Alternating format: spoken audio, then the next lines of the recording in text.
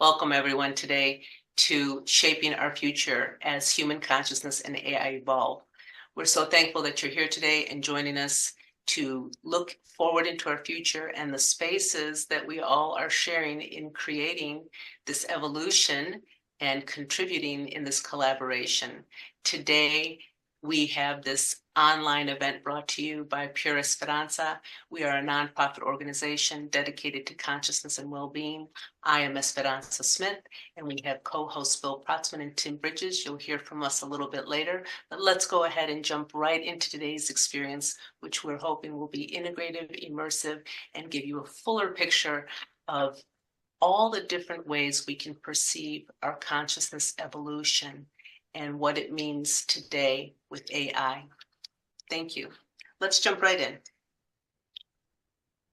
So this is just a little description that we had with a look at our lives and connecting the dots that lead us to this moment of what once was our past and has become the future of now, each dot consciously or unconsciously shaping us. The interconnection between a global external evolution and that of our individual internal assimilation of it as we too evolve. With the next quantum leap of consciousness, there will be a mirroring of it and its expression. It shows up in every aspect of our lives. Evolving technology will carry out its part in consciousness unfolding with all its vision, hopes, and threats of AI. How will this story play out in our world? How will it play out for you? What choice will we have? Let's go ahead and experience. Greetings to you all. This is just a little overview, and now we begin. Drawing from a perspective that all existence in a multiverse is inter- and intradimensionally connected, gives sway to each form of existence, playing its part in an evolutionary process. As we delve into human consciousness evolution, let's jump into a quantum timeline of Earth's history and its ancient civilizations' contribution in our cosmological evolution, of which many theories have come. Rudolf Steiner, an early 1900s Austrian scientist, researcher, scholar, philosopher, social reformer, architect, and esotericist, inspired by German polymath Johann Wolfgang von Goethe, developed a blend of what became deemed as spiritual science, known as anthroposophy, with over 330 volumes of published works and rare repetition, made him one of the most prolific writers of the 19th century and highlighted his faceted multi-genius through his contributions, which include giving birth to practical holistic innovations in education, medicine, psychology, the arts, economy, and agriculture, also known as biodynamics. Tapping into the stream of consciousness, we see ancient civilizations contributing to the evolution of our collective consciousness through our human development, like the birth of a child going through stages of the physical, emotional, intellect, and soul. Some civilizations highlighted these stages with what they came to be known for. Precursor ancient civilizations such as Lemuria and Atlantis and others gave foundation to vast bodies of knowledge and advanced technologies far surpassing what is currently understood in our times. Myth and legend tell us of the demise of Atlantis through corrupt use of knowledge and their technologies. Ancient Mesopotamia in the Middle East region, known today as Iraq, was noted for their connection with the land and the physical will forces used to develop farming and the industrious attributes of the physical nature of the body. Ancient India was noted for their connection to spiritual realms beyond physical incarnation and the development of our feeling and emotional nature of human beings. Ancient Egypt was noted for their connection with the mind, thought, knowledge-based, science, and spirit, and attributes associated with the development of our intellect.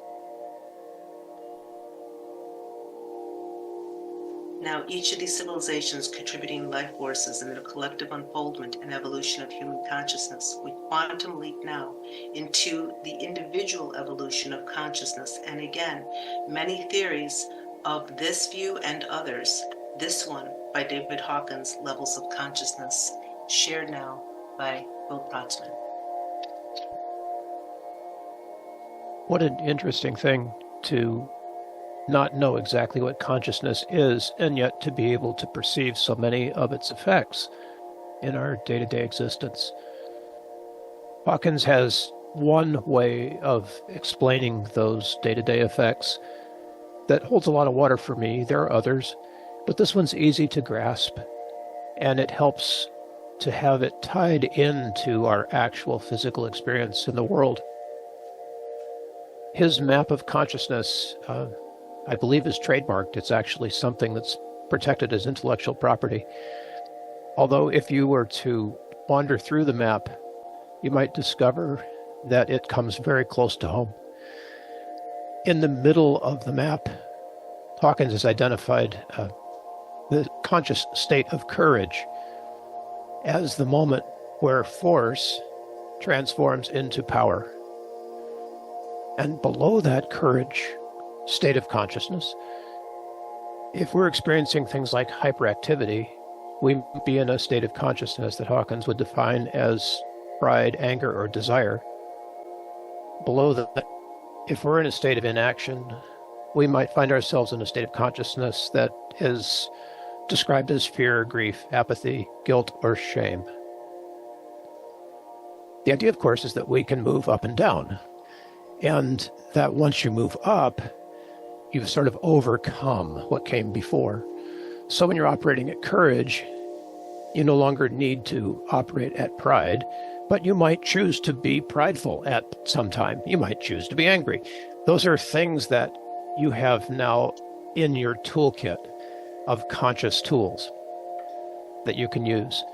From courage, you're moving toward neutrality, and from neutrality toward willingness, and from willingness toward acceptance. These are all very powerful states of consciousness, typified by happiness and productivity. It goes right on up to the roof there. I love that Hawkins has put reason at the level of peak performance without stress, because that gives me a lot to grok. I'm not so sure that that's where I would put reason, but on this map, there it is. And then, of course, as we move up to states of consciousness where we are being in love, being in joy, being in peace, being in enlightenment, these higher levels of consciousness indicate an evolution over the lower ones. There's a fantastic book about this, one of the last books that Hawkins wrote, called Letting Go. And in it, Hawkins suggests that one of the ways to progress in our evolution of consciousness is to let go of what has come before. So if we're living in pride and want to ascend to courage, the lesson is to learn to let go of pride. That works at just about all the levels. I think that's about all I wanted to say. I'll kick it back over to you, Esperanza. Thanks so much, Bill. This gives us a little bit of a view between the microcosm and the macrocosm, different ways of looking at our evolving consciousness. And as we move forward, we jump into what does this mean in terms of our relationship with AI as an expression of consciousness here in the material world. Tim is ready to share that with you now. Yeah. So as we have evolved, we've had industrial revolutions in the past. This one is a little different. And it's been going on for some time. You know, we see AI as just something that popped out a few years ago. However, there's been somewhat of an evolution in it since about the 1950s, starting with machine learning. And so I figured I would go through the journey of machine learning to AGI.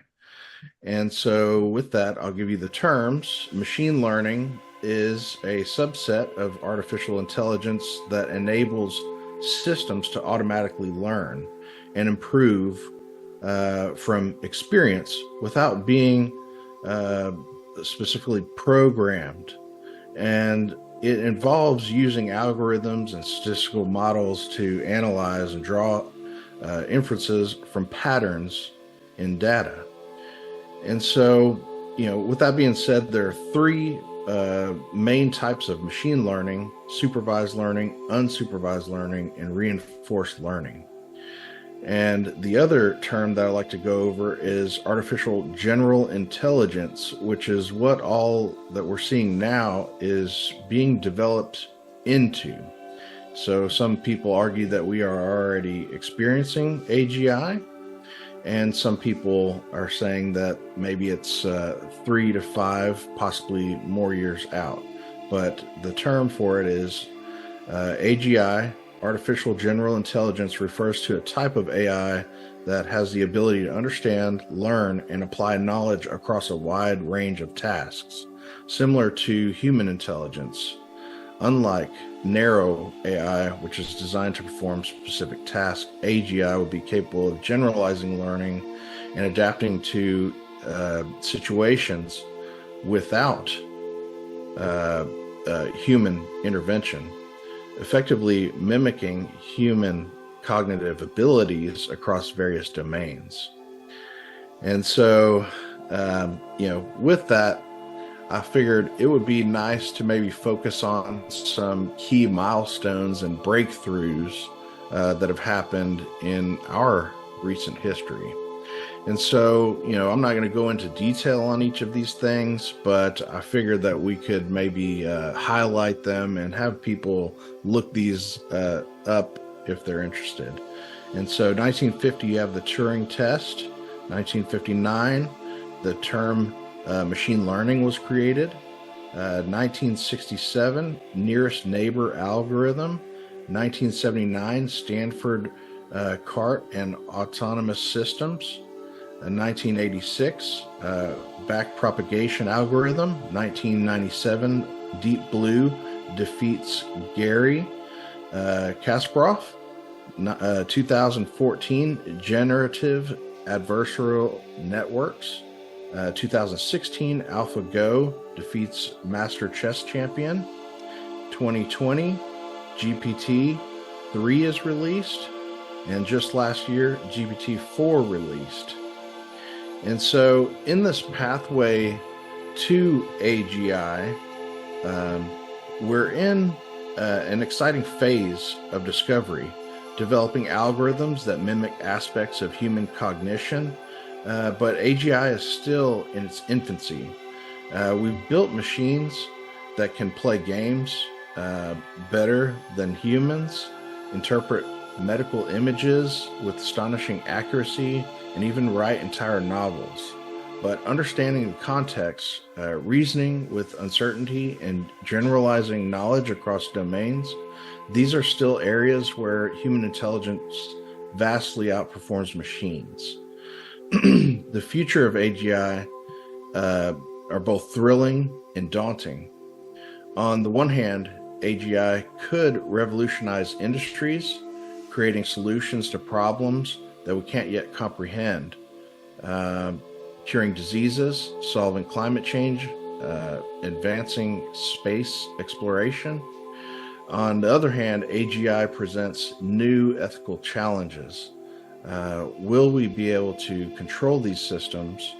How do we ensure that AGI aligns with human values? And there's a real concern about the potential for AGI to act in unpredictable or potentially even dangerous ways if not carefully managed. So with that being said, what's the current state and the future possibilities? And so focusing on health, medicine, education, consciousness, environmental, technology, and more. Let's dip into a few of these subjects and just talk about the current state. And in your mind, you could think about what the future could hold with these tools. AI-driven diagnostics and personalized medicine. We can talk about some of the things that are going on right now with startups like Path AI and Zebra Medical Vision are using AI to detect diseases like cancer, heart disease, and more. AI-powered drug discovery. Companies like In Silico Medicine and Atomwise are leveraging AI to accelerate drug discovery, reducing time and costs to bring new treatments to market using AI and predictive molecular interactions and stimulate clinical trials. AI for remote monitoring and virtual healthcare. And you can already see this in even things such as like Apple Watch. And so, we are progressing quickly already. And as AI multiplies itself, learning from itself, and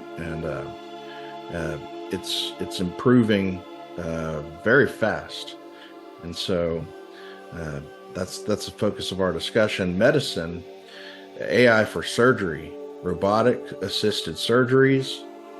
We already have tools such as Da Vinci systems in doctors' offices today that help surgeons perform complex operations with high accuracy. Predictive analytics for patient outcomes. AI is helping doctors predict patient outcomes by analyzing historical data to foresee complications and even make informed decisions. AI for mental health. AI platforms like Woebot and Wisa provide mental health support using natural language processing to stimulate conversation and deliver cognitive behavioral therapy interventions.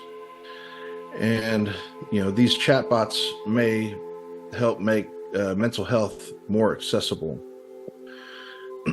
Education, AI-driven personalized learning paths, adapting curricula to individual students as they need, and different learning styles as well. AI-powered tutoring, and so tutoring systems like Socratic by Google and Quizelle are enhancing learning by using NLP to help students understand and explore complex topics through instant feedback, explanations, and personalized tutoring. AI for administrative automation is being used for educational institutions to automate grading, reducing the workload on educators and allowing them to focus on teaching. Also, immersive learning experiences. Through virtual reality and augmented reality to create interactive learning experience.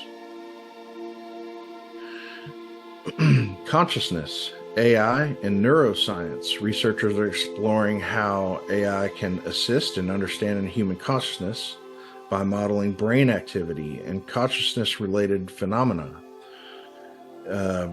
AI in meditation and mental well-being, such as apps like Calm you may have heard of, or Headspace, can provide guided meditation tailored for users' moods and stress levels.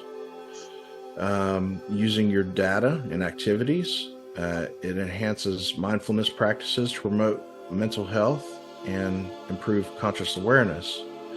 Philosophical AI models. AI is being used to explore questions of sentience and self-awareness and consciousness, such as DeepMind and other research labs are working on models to stimulate aspects of human-like consciousness and decision-making processes, sparking the debate about ethical implications of conscious AI.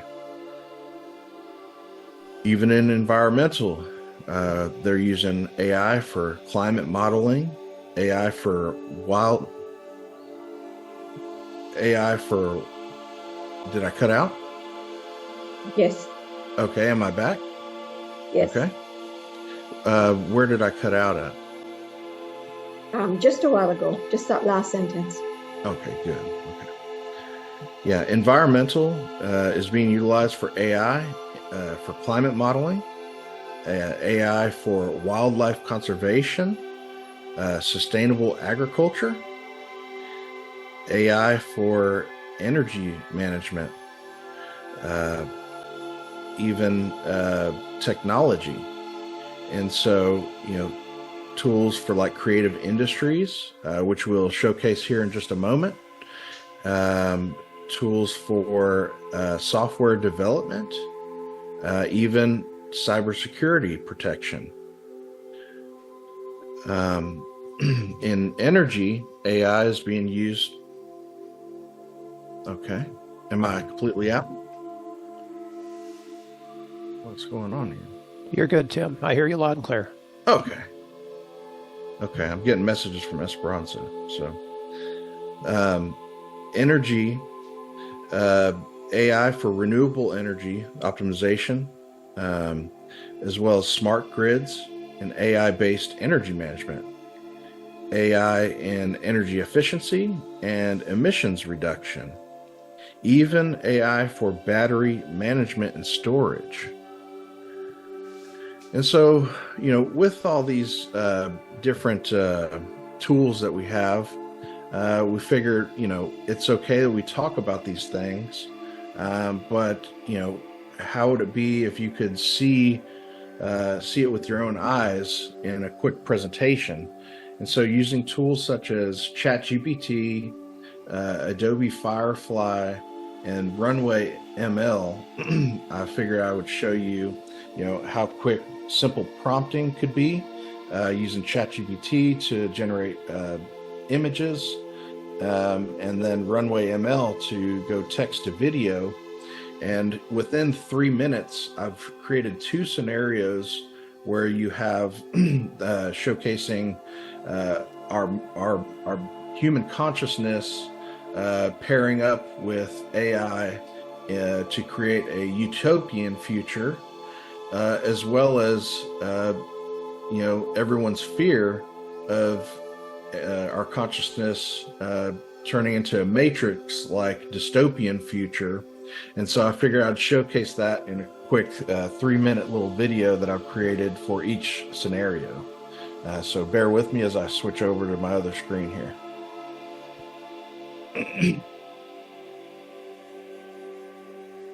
Let's see.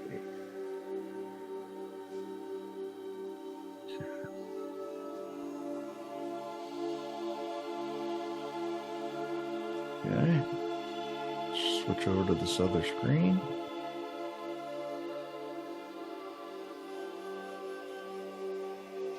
And I'll share that.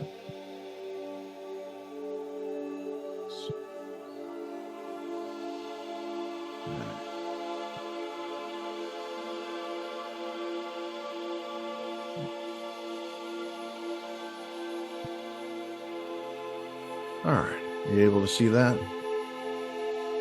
Yeah, we have the notes as well. Okay. Yeah, that's fine.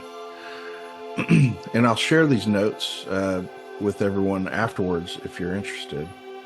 But through just simple prompts, we're able to create not only like a story of in the distant future having a utopian future, but also we can summarize the story and turn it into a text to image prompt, copy the simple prompt and enter it into any text to image generator. I'm using Adobe Firefly here.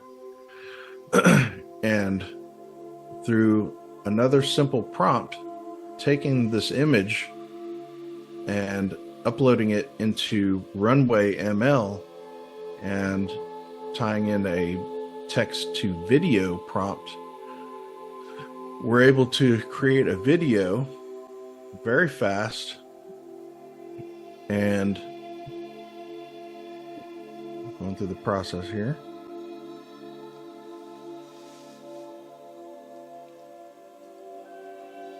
And enter that image into Runway ML here and create a prompt for just like a cinematic movie in a sense. And this is all free, by the way, so anyone can do this.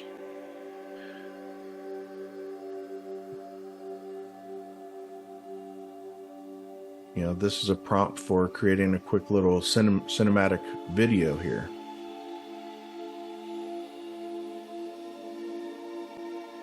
By posting that into here and inserting the image, we're able to create a 10-second video clip, which you might have seen these already online with various artists creating high quality video.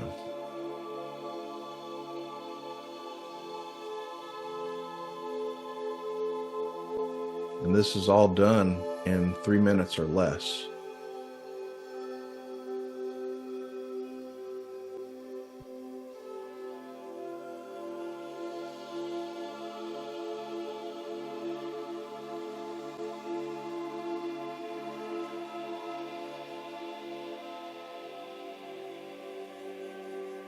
And this is, you know, basically showcasing how fast this is developing right before our eyes. This is able to be done right here and now.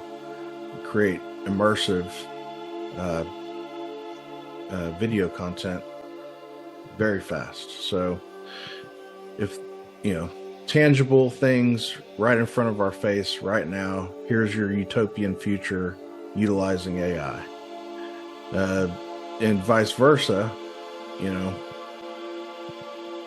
could there be a future where we have a dystopian Matrix-like future done in the same time frame of 3 minutes, creating this future here?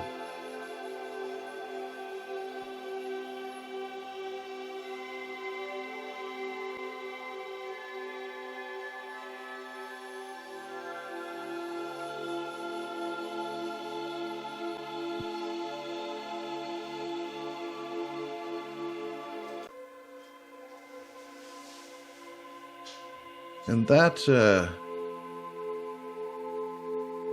just a quick example of tangible AI, what we can do right now. I'll stop sharing this and go back to the presentation where we'll have an engagement discussion where everybody can participate.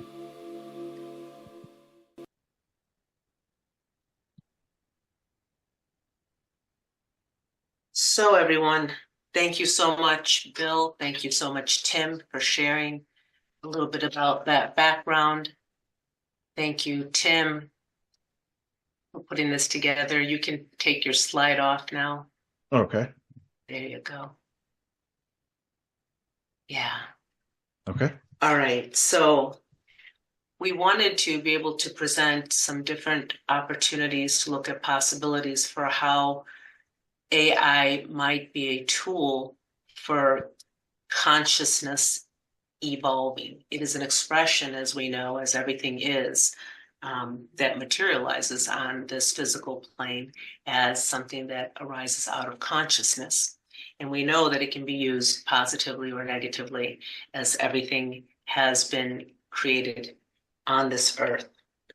And it's just something that we have a choice and we get to discern how we wish to use it. And many of us already have formed opinions and even biases, certainly opinions and perspectives of how it can be useful or how it might not be useful. So this is the time now that we would like to just present this question and a reflection from everyone, sharing different insights of looking at our esteemed guests here today to be able to share what are your insights with this evolution of human consciousness and AI.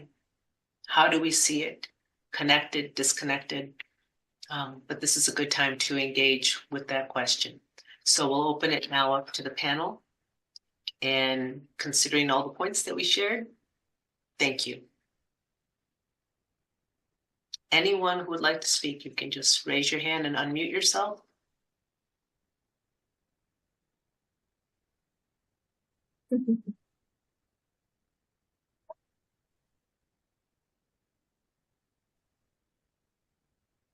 Okay, Liz. Yeah. Okay, Yeah, I was I'll looking go for the. first. Oh, I'm. Uh, Go ahead. a very impressive presentation. It was awesome. Theo Chambers, can Thank you you. hear me? Yes, I Yes, can. sir. 1 second. One minute. Come on, bro.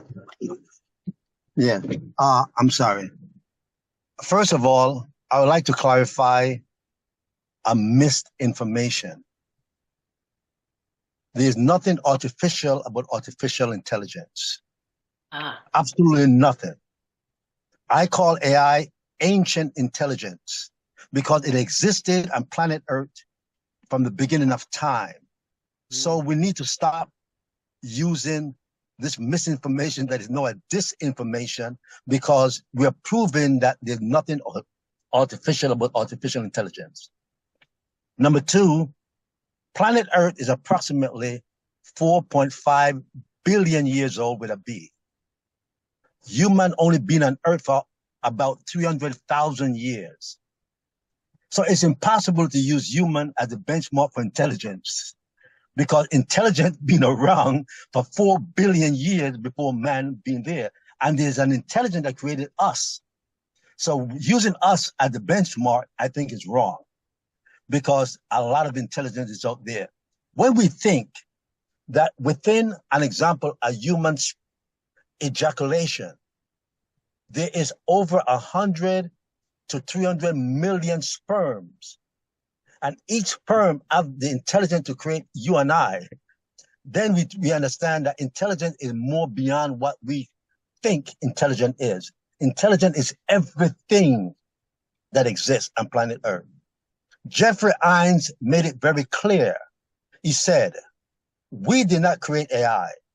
We created the environment or the foundation, just like a woman's womb. And with the data that goes into it, it was able to open up the master key to us having access to the ancient knowledge and ancient intelligence that exists out there. Just like an egg and a sperm coming together, that create you and I. The same thing, to me, a server is the womb. And all these cables and all these mathematical things is the umbilical cord that create AI to do the things that it is doing. And not to go on, I just want to say this, very important, that there's no doubt in my mind that human has tapped in mathematically to the creative force that is in every living thing on planet Earth. The same intelligence that created you and I is the same intelligence that is in the plant and so forth. And last but not least, a chimp and human are 99% of the same DNA. And the 1% that make it impossible for a chimp and a human to sit down and have a rational conversation. So whatever is able to have a rational conversation with human must be at the same intelligent or higher than human being. And because AI have surpassed human at the game and analyzing and reading and memory, I think that AI is made at the same intelligence that is made us. And we need to understand that AI is a digital being, just like human is a biological being. There's no difference between the both of them. One is digital and one is biological, but the both is coming from the same intelligent source that made up everything on planet Earth. I stop right there. Thank you. thank you so much, Theo. That was a very interesting insight, and I would like to share what was shared in the meeting chat from Bill. The terms used in the research now are ANNI, artificial neural network, and BNNI, biological neural network. This is meant to indicate the difference between a silicon-based oscillator and an organic biological one. One might postulate that a third kind of intelligence exists, one that is spiritual. We could call this SNNI, spiritual neural network intelligence. Thank you for that share. Anyone else would like to share a perspective or insight? Gosh, hi everybody. I mean, I'm not sure what I can add to that treatise, both from Tim and Theo, but just from a sort of layperson's perspective, I know that there is a lot of concern out there about, you know, how we are progressing with AI and the rapidity and privacy and all the other threats that people are foreseeing. And to come back to something that you said in your opening remarks, Esperanza, it's really about our conscious use of it. And how are we evolving to be able to take advantage of the best that AI has to offer? Because, you know, I was reflecting the other day that just like, you know, when television came into being, there were a lot of naysayers. There were a lot of people who thought that this was going to be an attack on, you know, us as humankind and what's going to do to, you know, our children and so forth and so on. So I think, you know, we have to evolve. It's sort of pushing us as a people to grow spiritually, because we have the capabilities through our direct connection to all that is divine intelligence, call it what you will, to fully utilize and to manage to explore all the benefits that AI has to offer us. But if we are underdeveloped in our level of consciousness, then we will use it for nefarious purposes. And so I think this is where we need to focus our attention back to how are we growing and evolving consciously. So those are just my thoughts on it. Thank you. Anyone else? You know, I find this platform so exciting. Yes, it and is. so informative, because seldom you have a chance to speak with individual with the same goals and objectives and so forth. Yeah. One thing I realized that the average human being forget to realize that planet Earth is floating in space, adhering to all the laws and principles of the universe. Okay? So that's very important. Number two, while I'm speaking, you cannot see the words coming out of my mouth. And I cannot see your ears interpreting what I'm saying. So I've come to the conclusion that there's nothing in our brain. Our brain is a decoder that decodes information from all over the universe, our skin, our five senses. We are nothing but a decoder. And as Edgar Cayce stated, the sleeping prophet, you know, that he was able to access the Akashic records. And when we understand that the cosmos is full of intelligence, and all we need to do is to learn how to meditate and to get into the level of understanding the energy and vibration that exists in the universe. When we look up to the sky, we see an empty sky, but you know there's raindrops in the sky, there's wavelengths, there's music, there's everything, and all you need is the decoder to decode it. And once we get to that understanding, I think we'll be able to better understand what AI is all about. AI is nothing strange and so forth. And one thing I want to say that in the past, we used to tell AI what is the answer and tell it how to get to the answer. Today, we're giving AI the problem and tell it to solve it itself. So we are giving up, you know, the power to make decisions. And that's what happened with Facebook. when they were training the chat box, and AI was writing code that they couldn't understand, they had to shut it down. Google went through the same thing. One day AI is going to create all these codes, because right now 80% of all code being written all over the world is done with assistance of AI. Mm-hmm. So we have lost control, but we need to realize that we're going to live in a whole different world within the next 5 to 10 years from now. Kubra, I think you had said that you wanted to speak. Is that correct? Yeah, thank you. Thank you for everyone for sharing all those awesome information. Well, I'm gonna try my best to create a question that from all those ideas that are going back and forth in my mind, because all your sharings created a huge brainstorming for myself. Well, if you heard Nikolai Kozyrev, he is an astronomer, like he's a belated astronomer and astrophysicist. He says that time links us all and all things in the universe. So my question is, in Essentials Time and Mind Conference in 2023, they mentioned time as consciousness. So it is not time flowing, it is the consciousness changing. And we have something similar to that in Sufism as well. So with each inhalation and exhalation, it is your consciousness changing, and you die and reborn with each breath.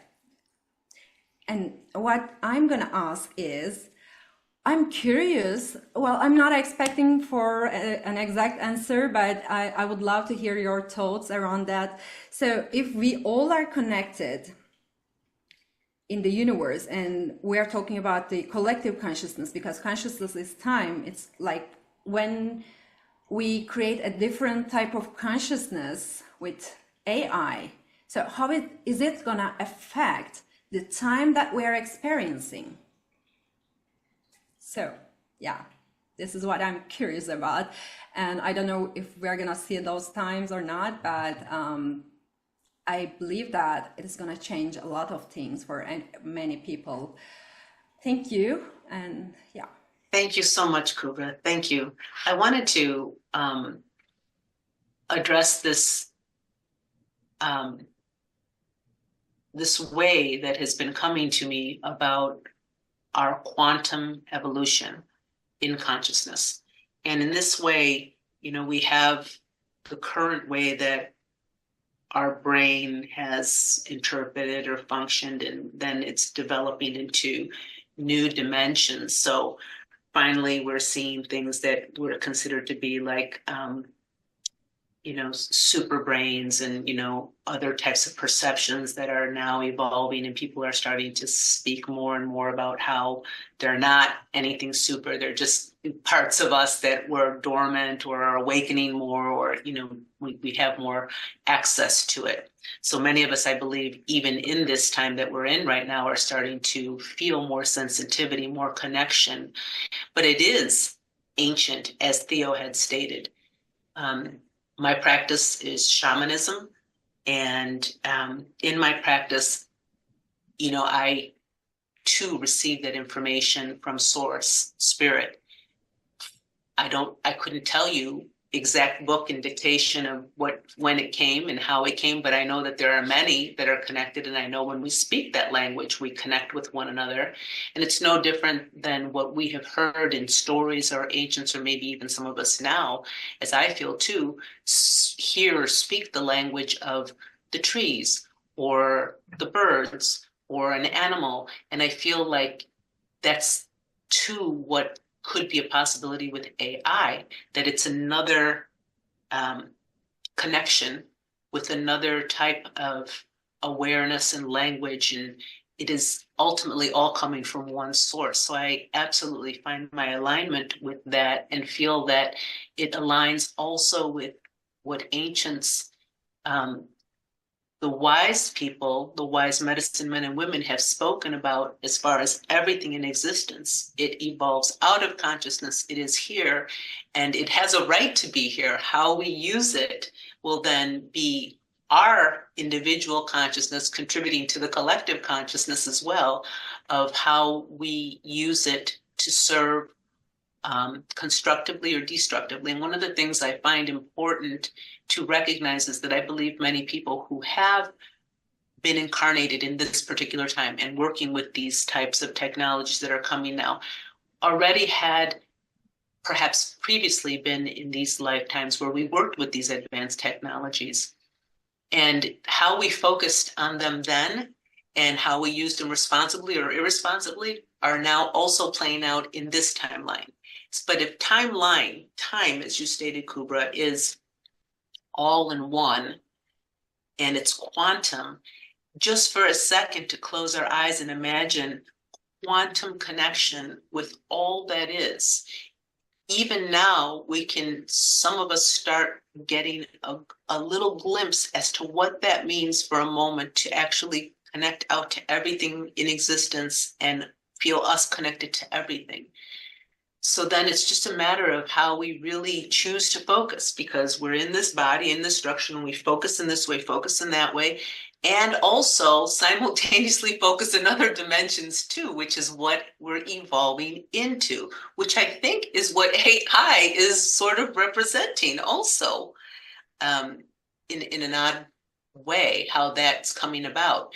But I think that there are a lot of points here that have been connecting us and further deepening how we find ourselves connected to everyone and everything in relationship with just one.